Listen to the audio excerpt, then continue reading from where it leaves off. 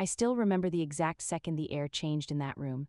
It was quiet before, the normal kind of quiet you expect inside a lawyer's office. Soft clock ticking, papers sliding across wood, a polite cough. I was sitting there with my hands folded in my lap, trying to be strong, trying not to cry again because I had already cried enough that month, sigh more than I thought a human body could handle. My husband had been gone for 30 days.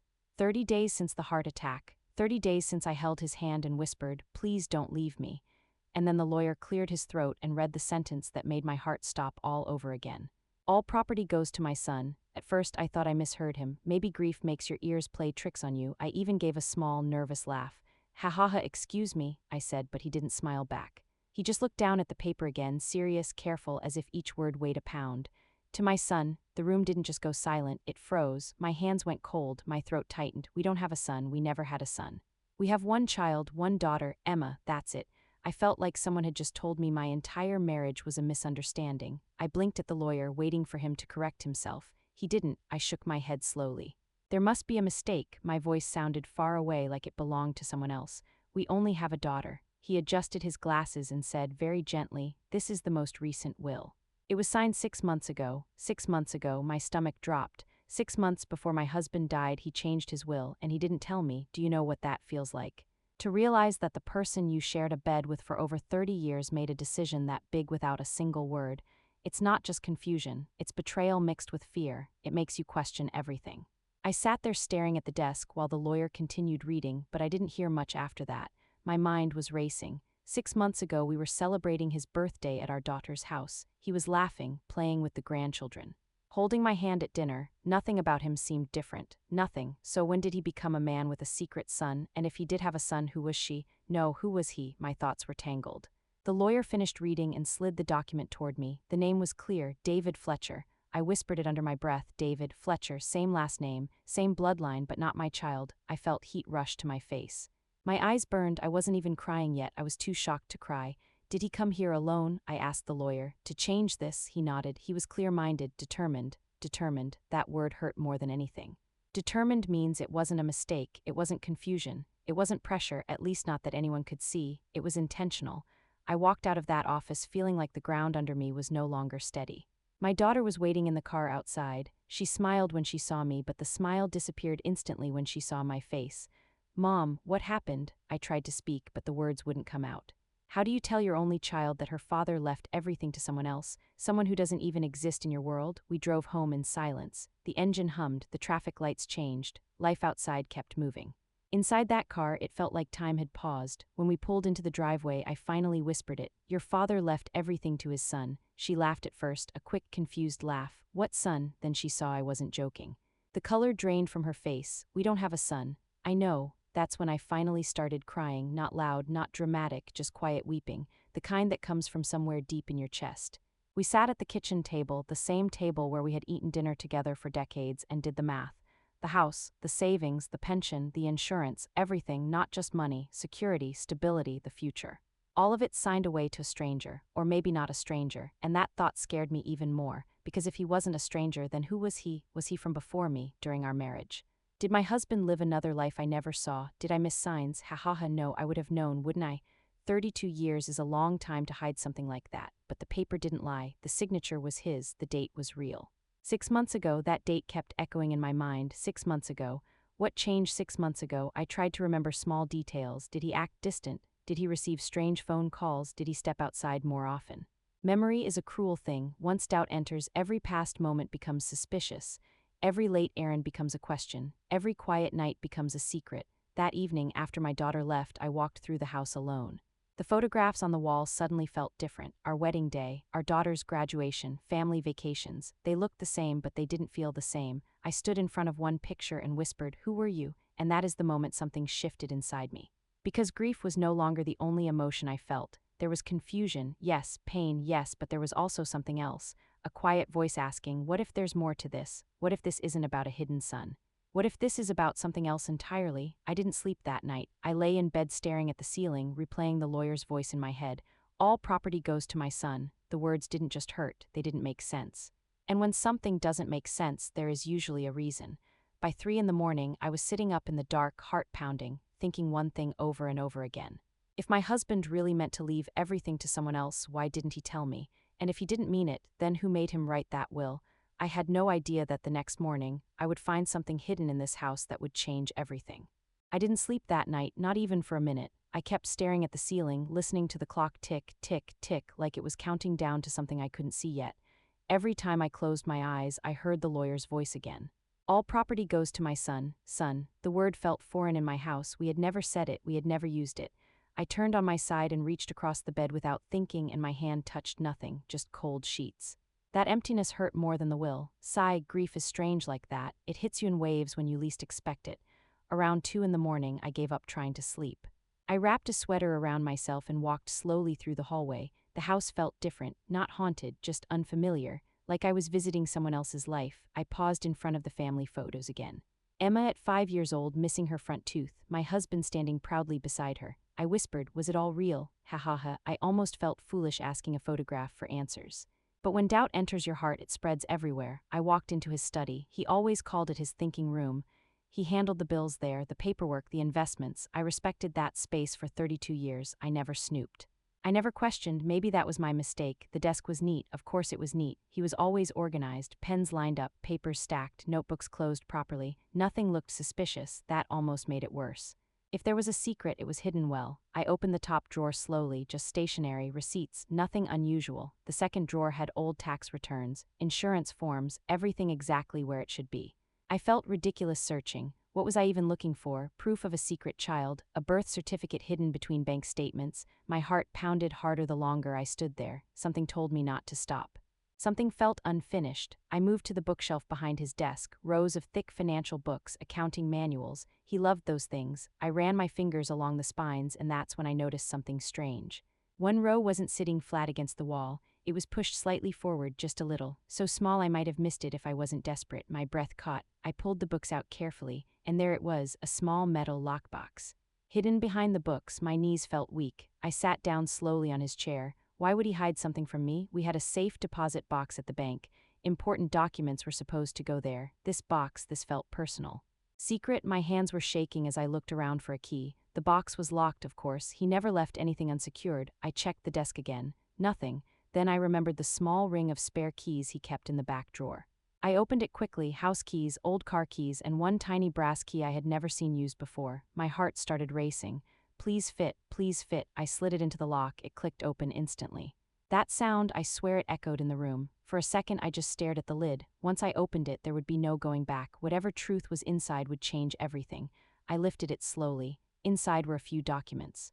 Neatly folded, on top was something that made my stomach twist. Another will. My fingers trembled as I unfolded it. The date was recent. 2 weeks before he died. 2 weeks. My eyes scanned the page quickly.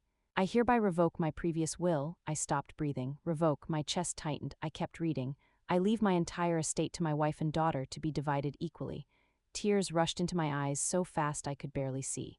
The previous will was written under pressure and does not reflect my true wishes. Under pressure, I read that line again and again. Under pressure, I let out a shaky breath. Oh my God, I whispered it into the empty room. So he didn't choose another son, he didn't betray us, he was forced, but by who and why? My hands covered my mouth as tears finally spilled down my cheeks. Not just sadness, relief, anger, fear, all at once. He had tried to fix it.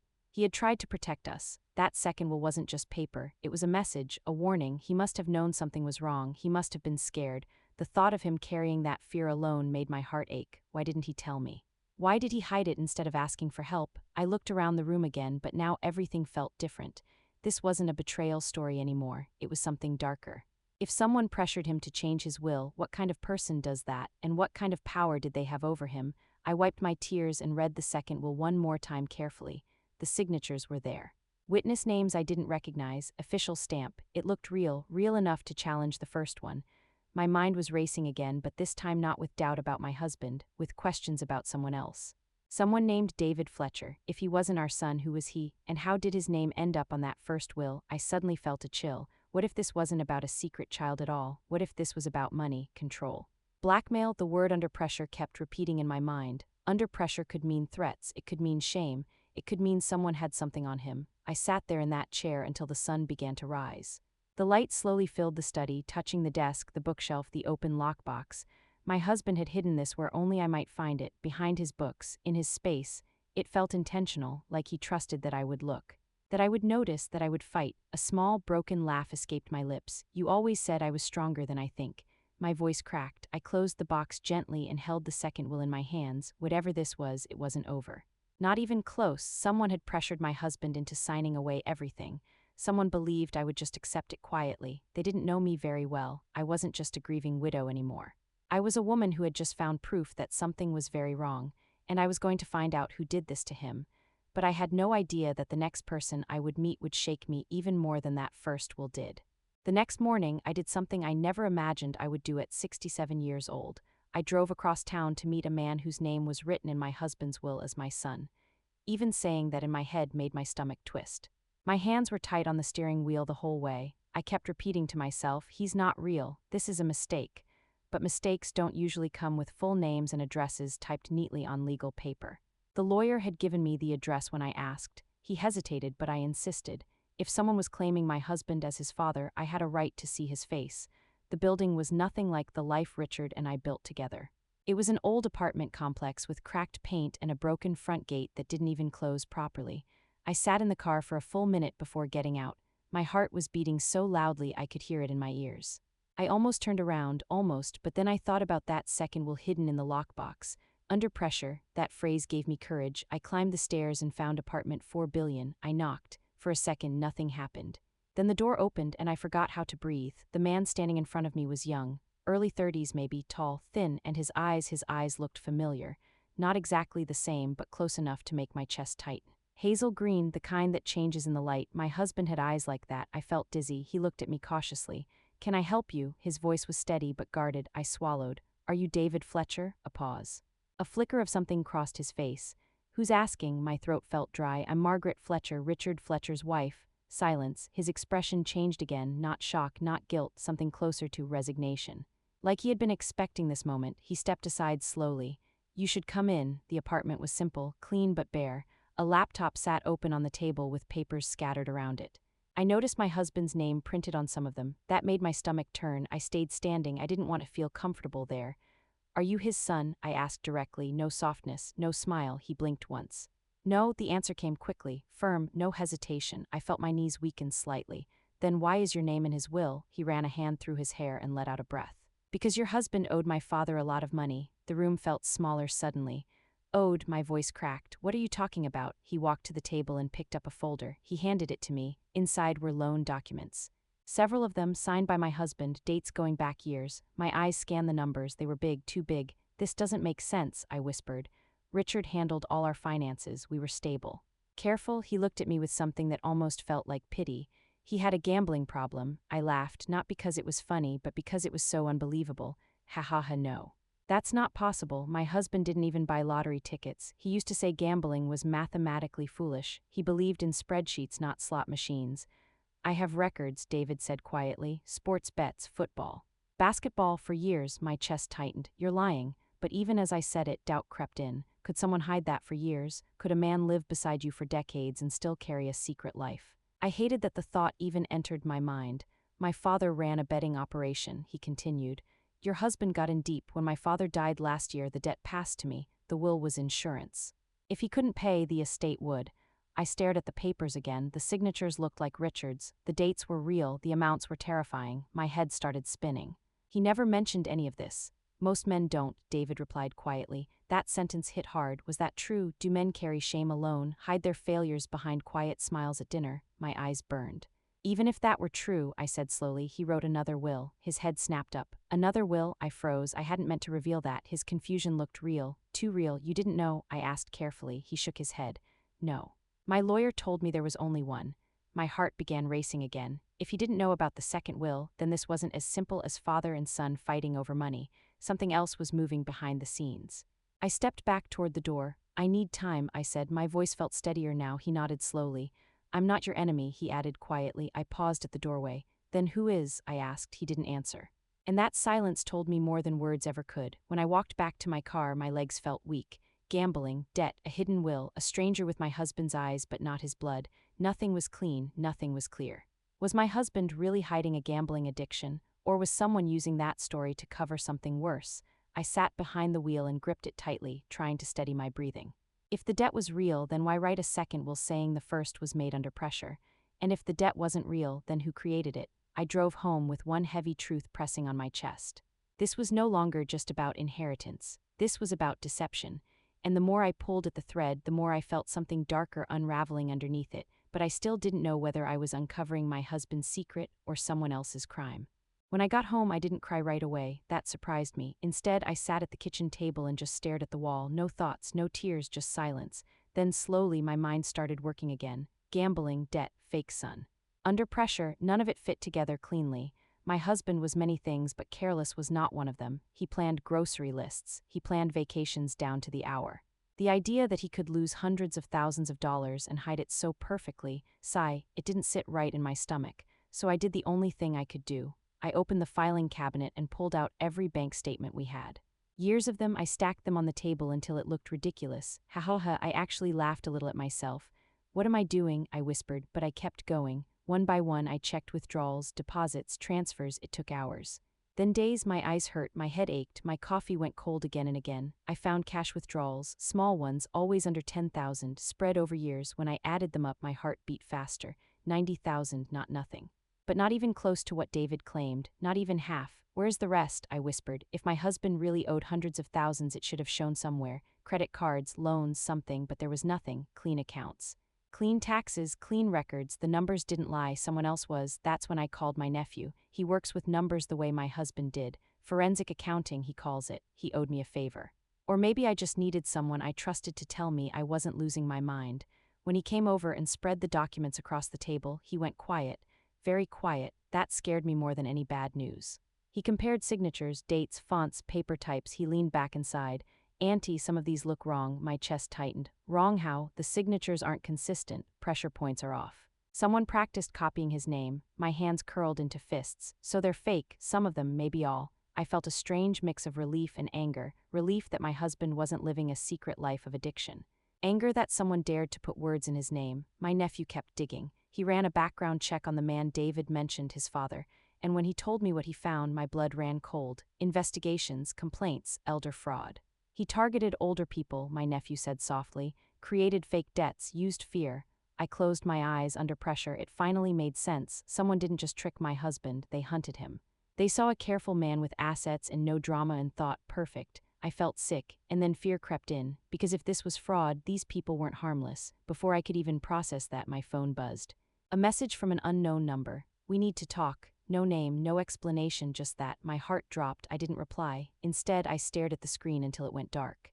Before I tell you what happened next, let me say this quietly. If stories like this make you stop and think, if they remind you how easily trust can be used against good people, subscribe. I share these stories because silence is exactly what people like this depend on, and what came next, it still makes my hands shake. That evening there was a knock at my door, not loud, polite. When I opened it, 2 men stood there. Well-dressed, calm, smiling too much. Mrs. Fletcher, one of them said gently, we just want to clear up a misunderstanding. My stomach dropped. I knew then the numbers weren't the only thing that didn't add up. And whatever game they were playing, they were done waiting. When I opened that door and saw those 2 men standing there, smiling like they were selling insurance, something inside me went cold. Not panic, not yet, just a quiet, steady awareness. The taller one stepped forward slightly. Mrs. Fletcher, we don't want any trouble. We just want to make sure everything goes smoothly. Smoothly, I almost laughed. Smoothly, I repeated. My voice sounded calmer than I felt. The other man, broader shoulders, heavier build, looked around my porch as if checking who might be watching. You've been asking questions, he said softly, about old business. Old business, that's what they called it. I folded my arms. If you're referring to my husband's will, that's not old business, that's my life. The taller one sighed like I was being difficult. Your husband owed money, that's unfortunate, but it doesn't need to get ugly. Ugly. That word hung in the air between us. I felt my heart start to pound now. The documents are fake, I said firmly. We've checked. They exchanged a glance, not surprise, just irritation. That told me everything. Mrs. Fletcher, the tall one continued, lowering his voice slightly. You're grieving, you're confused. This doesn't have to turn into something stressful. Sign the paperwork, let the estate transfer. You'll avoid legal fees, public attention. Problems, he didn't define the word, he didn't need to. I swallowed slowly. Are you threatening me? He smiled again, too wide. We're offering peace. That's when I understood something important. Peace is expensive when it's sold by the wrong people. I'm not signing anything, I said. My hands were shaking, but I kept my voice steady. The larger man stepped closer, not touching me, just close enough to invade space. You have 72 hours to think about it, he said. After that, things get complicated. My chest tightened. For a second, fear rushed through me like cold water. 72 hours, a countdown. They turned and walked away calmly like they had just discussed garden landscaping. I closed the door and locked it immediately. Then I locked it again, and again. My hands were trembling now. I leaned against the door and let myself breathe. Inhale, exhale, under pressure. That phrase echoed again. This is what my husband must have felt, that quiet, polite intimidation, the kind that doesn't shout, the kind that smiles. That night I barely slept again. Every small noise made my heart jump. The refrigerator humming sounded like footsteps. The wind against the window sounded like whispers. Around midnight I heard something slide against the front door. My heart stopped. I waited, silence. I forced myself to walk to the door and open it carefully. On the floor was an envelope, no name, no return address. I picked it up slowly. Inside was a cashier's check, $100,000. My breath caught. There was also a typed note. You deserve comfort. Accept this gift. Drop the second will. No more stress. Gift. I sat at the kitchen table staring at the check. $100,000. Do you know what that kind of money means when you're suddenly alone? It means security. It means breathing room. It means no more worrying about legal battles. For a split second, just a second, I imagined depositing it quietly. Ending the fight, living peacefully. Ha, the thought almost tempted me. Almost. Then I imagined my husband sitting alone somewhere, scared, being pushed into signing that first will. I imagined him hiding the second one behind his books because he was afraid. Tears welled up again, not soft tears, angry ones. You thought I'd take this, I whispered, my voice cracked. I stood up, walked to the bathroom, tore the check into pieces and flushed it down the toilet. I watched the paper swirl and disappear, and with it any chance of easy silence. The next morning the phone rang, unknown number again. I didn't answer. The voicemail came through. We're disappointed. Just that, disappointed. I laughed this time, but it wasn't happy. It was sharp, bitter. Good, I muttered. Fear was still there, I won't lie. My hands shook when I made coffee. My heart jumped when the doorbell rang, but something else had grown stronger than fear. Anger, clear, focused anger. They thought I was a lonely widow who could be scared into obedience. They thought grief made me weak. They were wrong. But as brave as I wanted to feel, one thought kept creeping back into my mind. If they were willing to offer money and make quiet threats, what would they do next? And was I ready for that? For the first time since Richard died, I stopped reacting and started planning. That shift didn't happen all at once. It came slowly, like a quiet decision forming in the back of my mind. I was sitting at the kitchen table again, staring at the empty space where that check had been, and I realized something important. They weren't confident. Confident people don't bribe. Confident people don't whisper threats at front doors. They were afraid of something, and if they were afraid, that meant there was a weakness somewhere. I just had to find it. I called my daughter first. My voice shook a little when she answered, but I told her everything. The visit. The 72-hour warning, the check. She went silent for a moment, and then I heard her breath catch. Mom, this is bigger than we thought. I know, we need help. She was right. This wasn't something I could solve by sitting at the table with bank statements anymore, so I made another call. A woman I hadn't spoken to in months, a retired judge who had once served on a community board with me. Sharp mind. Strong backbone, the kind of woman who doesn't scare easily. When I finished explaining everything, she didn't gasp. She didn't panic. She simply said, Margaret, this sounds organized. Organized, that word chilled me more than the threats. She explained something calmly. If multiple elderly people had been pressured with fake debts and manipulated wills, that wasn't random fraud, that was structure, that was a system, and systems leave trails. Within 24 hours, she connected me to a federal prosecutor she trusted. I remember sitting in that office, hands folded tightly in my lap, repeating the story again. The fake loans, the pressure, the bribe, the 72 hours.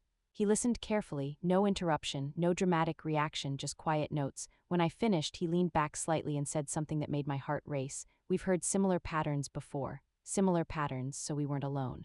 Other families had faced this. Other widows had opened doors to smiling men offering peace. That made me both sick and strangely steady. This wasn't personal, it was business to them. Which meant they underestimated the one thing they couldn't control: exposure. My daughter suggested something bold. What if we tell the story publicly? I hesitated. Public attention meant noise, headlines, questions. But silence was exactly what those men relied on. If they operated through fear and secrecy, light might be their enemy. I met with a local reporter the next day. My hands trembled slightly when I started talking, not from shame. From anger, I told her everything except one detail, the second will, that would stay protected for now. She listened closely, and when she looked at me, she didn't see a fragile widow, she saw a witness. That felt strange, empowering. Terrifying, word began to move quietly. The prosecutor requested documentation. My nephew handed over his forensic analysis. Signatures, inconsistencies, digital trails, everything. The system started turning, slowly, quietly. And that's when the tone changed. The phone calls stopped. No more polite voicemails, no more envelopes, just silence. That silence felt heavier than threats because silence means strategy. It means they were adjusting, preparing. Court papers were filed to challenge the first will. The second will would be introduced formally. The date was set. I remember circling it on my calendar with a pen that shook slightly in my hand. That day would decide more than inheritance.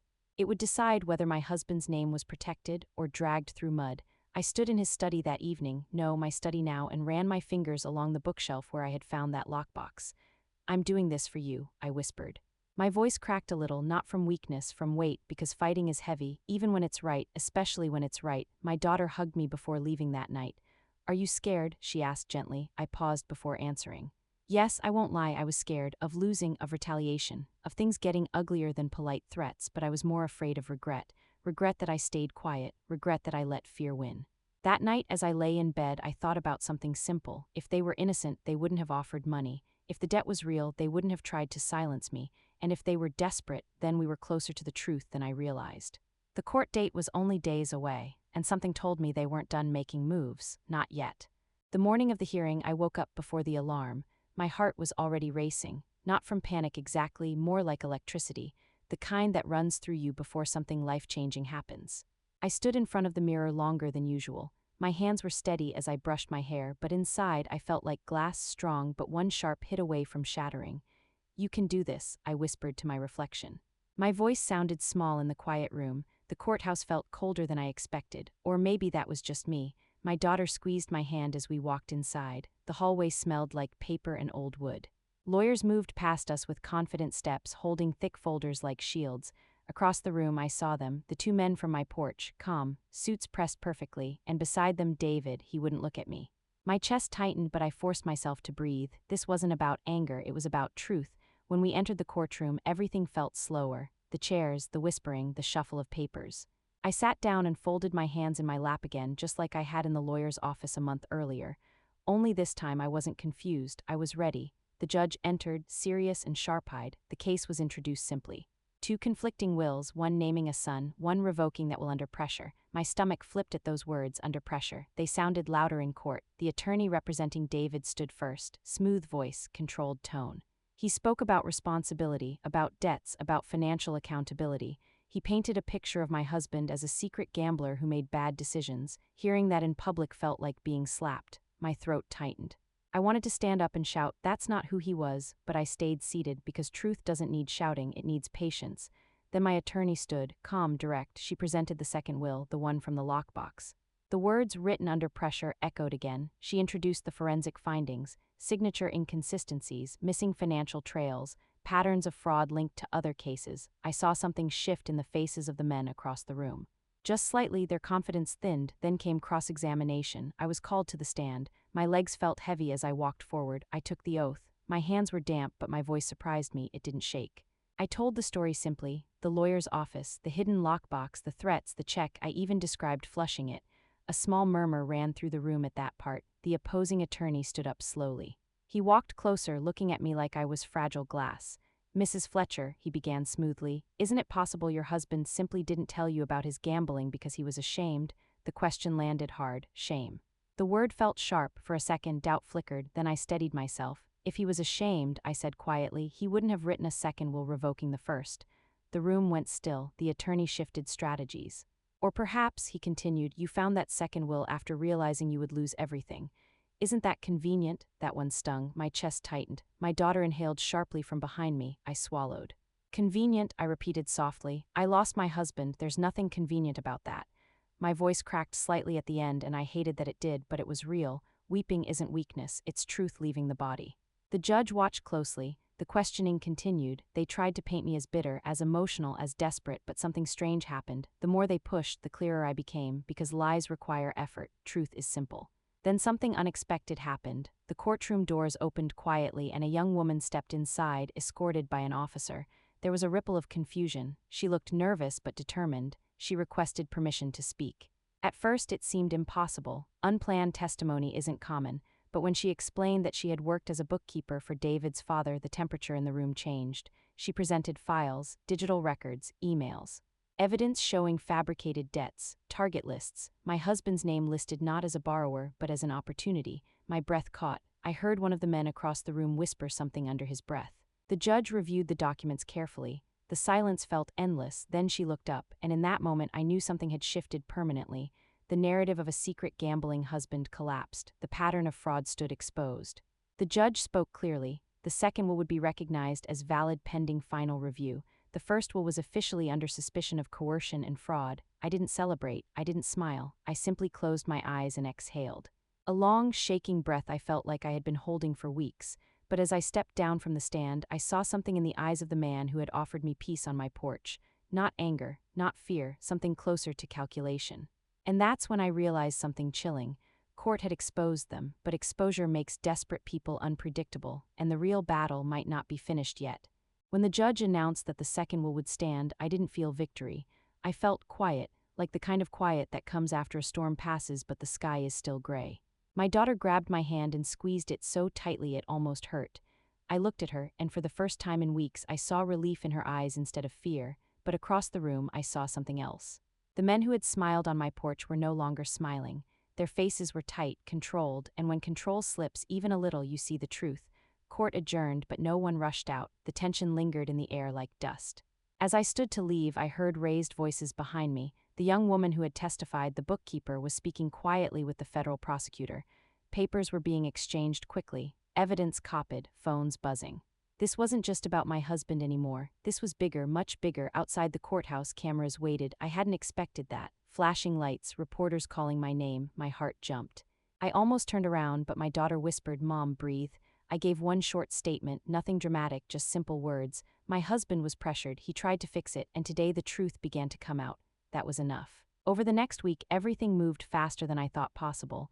Federal investigators executed search warrants, offices were raided, computers seized, bank accounts frozen.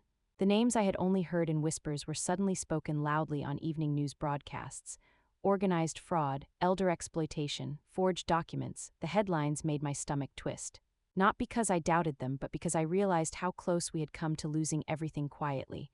One morning, I turned on the television and saw them, handcuffed, being led into a building by federal agents.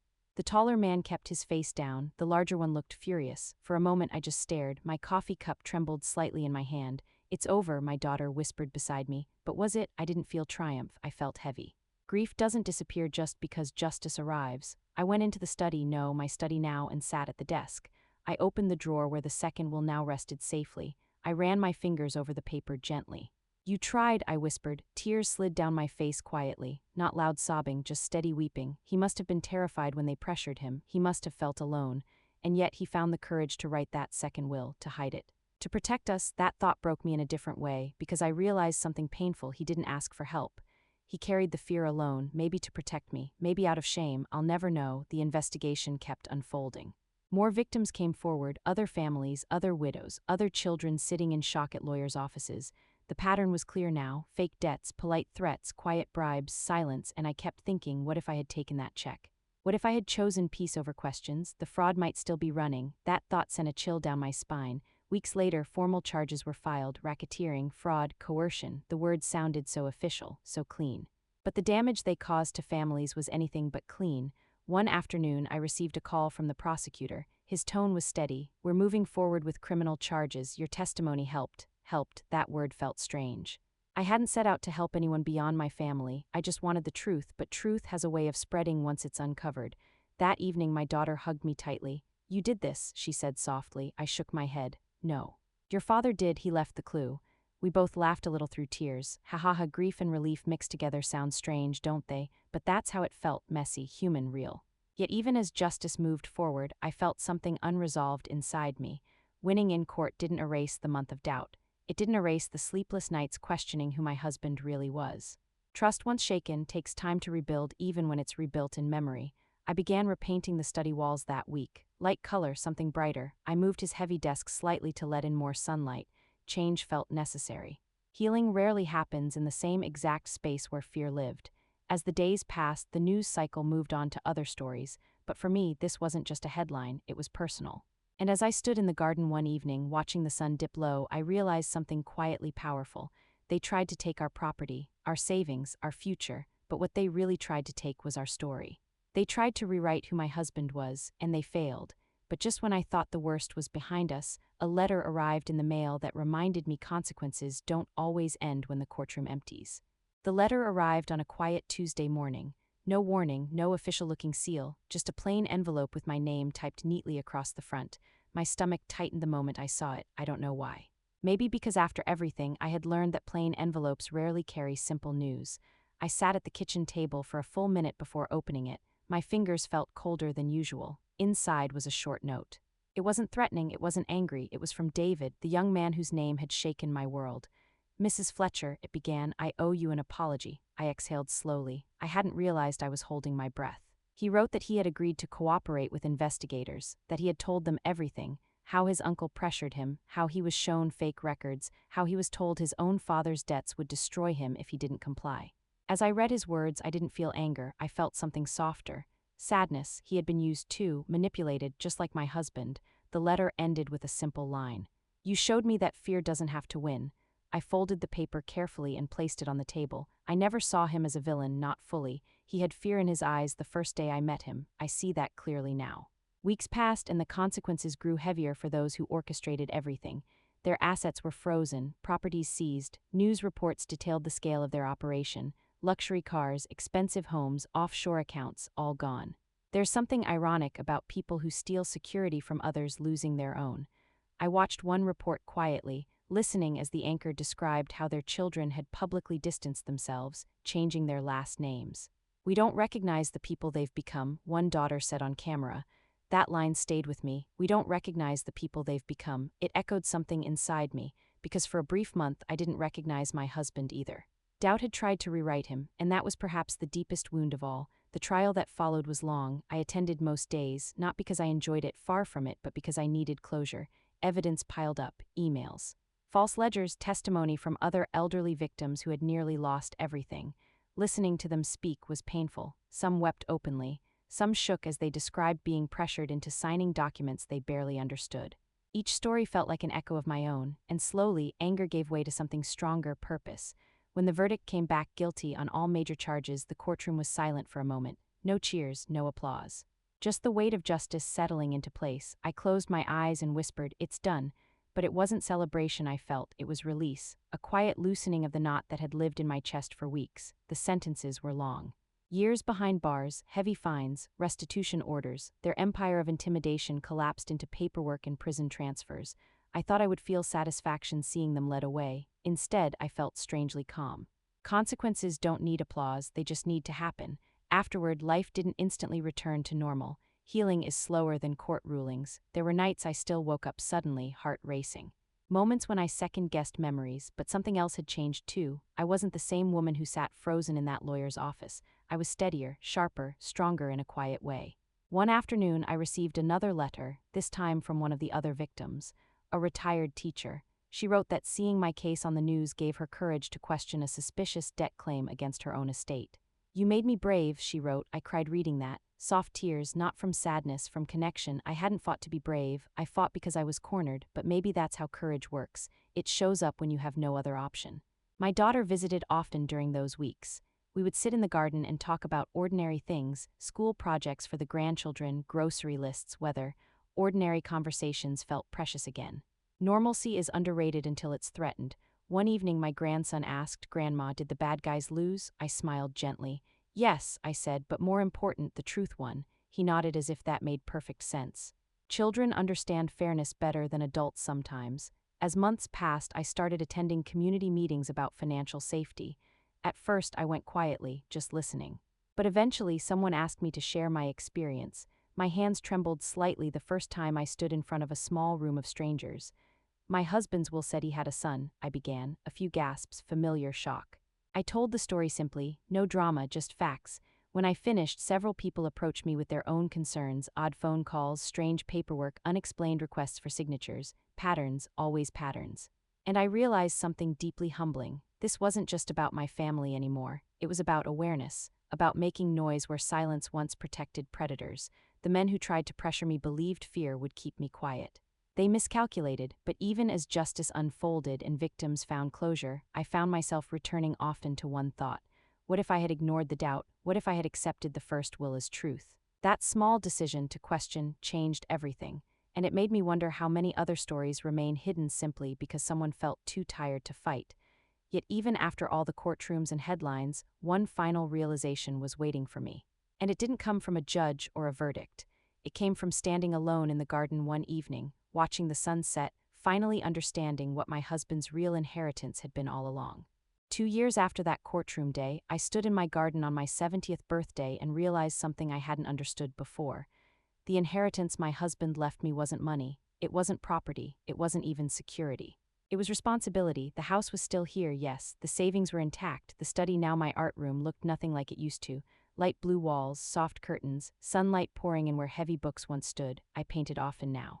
It started as therapy, just something to keep my hands busy so my mind wouldn't spiral.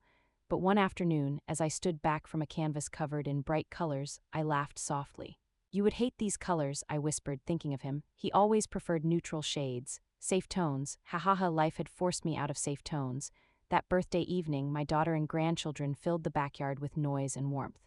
Balloons tied to the fence, laughter echoing across the grass. My grandson tugged at my sleeve and said, "Grandma, tell the story again." Not the full version, of course, just the part where the truth won. I knelt down and brushed his hair aside. "Sometimes," I told him gently, "bad people try to confuse good people, but if you stay calm and keep asking questions, confusion turns into truth." He nodded seriously, like I had handed him some great secret. Maybe I had. Later that night, after everyone left and the house grew quiet again, I sat alone in the garden chair. The sky was dark, the air was cool, and for the first time in a long time my chest felt light, no tightness. No, not of fear, just stillness. I thought about the beginning, that lawyer's office, the sentence that shattered everything. "All property goes to my son." I remember how the room felt, how my heart dropped. How doubt crawled into places it didn't belong, and I realized something that surprised me. The hardest part wasn't the threats, it wasn't the court battle, it wasn't even the sleepless nights. The hardest part was doubting the man I loved. For a month I questioned him silently, questioned our life, questioned 32 years. That hurt more than anything those men ever did, but then I remembered the lockbox, the second will, the line written under pressure. That wasn't just legal wording, it was a whisper from him saying, "Trust me," and I finally do. I understand now why he didn't tell me everything. Not because he didn't trust me, but because he thought protecting me meant carrying it alone. He was wrong about that. We were stronger together, but in the end, he still found a way to protect us. And I found a way to finish what he started. That feels like closure. I still receive letters sometimes, from people who saw the news, from seniors who caught a scam because they recognized the pattern, from families who say they felt braver after hearing my story. Each letter humbles me. I wasn't trying to be brave, I was trying to survive, but maybe survival is bravery in disguise. I joined a small nonprofit group that helps older adults understand financial risks. Nothing fancy, just conversations, warnings. Education: if someone pressures you to make quick decisions, that's a red flag. If someone tells you to keep financial secrets from family, that's a red flag. If someone offers peace in exchange for silence, that's the loudest red flag of all. I repeat those lines often because confusion thrives in silence, and silence is what nearly destroyed us. Sometimes people ask me, "Do you hate them?" The honest answer: no, hate is heavy. I don't want to carry heavy things anymore. Consequences happened, justice moved forward, that's enough. What I carry instead is clarity. I know now that fear feels huge in the moment, but it shrinks when exposed. I know that age doesn't make you weak, it makes you experienced.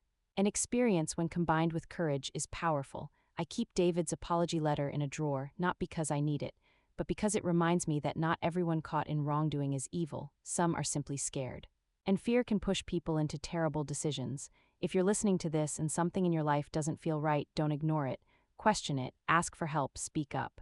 The worst mistake I almost made was thinking I had to handle everything alone. I didn't, and neither do you. Sometimes I sit in the art room and look at that bookshelf where I found the lockbox. I smile softly. "You chose the right hiding place," I whisper. He knew I would search eventually. He knew I wouldn't accept something that didn't make sense. That trust between us survived even death. That is the real inheritance. If this story moved you, if it reminded you how strong ordinary people can be when pushed, stay with me. Subscribe, because there are more stories like this. Stories that begin with shock but end with strength. And tell me honestly, if you were sitting in that lawyer's office and heard those words, would you have fought, or would you have walked away? I didn't know the answer at first either, but now I do, and I'm grateful I chose to stand up.